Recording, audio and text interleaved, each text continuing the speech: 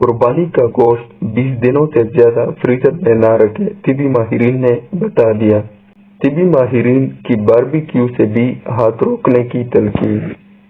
طبی ماہرین کے مطابق ویسے تو گوشت کو فریزر میں 6 ماہ تک محفوظ رکھا جا سکتا ہے، تاہم 3 ماہ بعد ہی اس کے تمام فوائد اور غذائیت ختم ہو جاتی ہے۔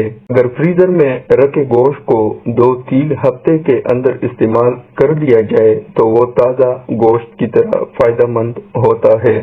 خیال رہے کہ زیادہ عرصے فریز کرنے سے گوشت میں سے پروٹین اور دیگر وٹامنز وغیرہ ختم ہو جاتے ہیں۔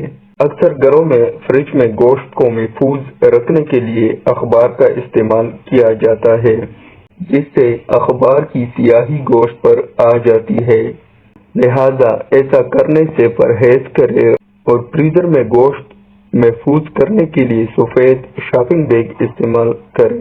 طبی ماہرین باربیکیو سے بھی ہاتھ روکنے کی تلقین کرتے ہیں۔ ماہرین کا کہنا ہے کہ باربیکیو کا گوشت مکمل نہیں پکتا، اس لیے جلد ہضم نہیں ہوتا۔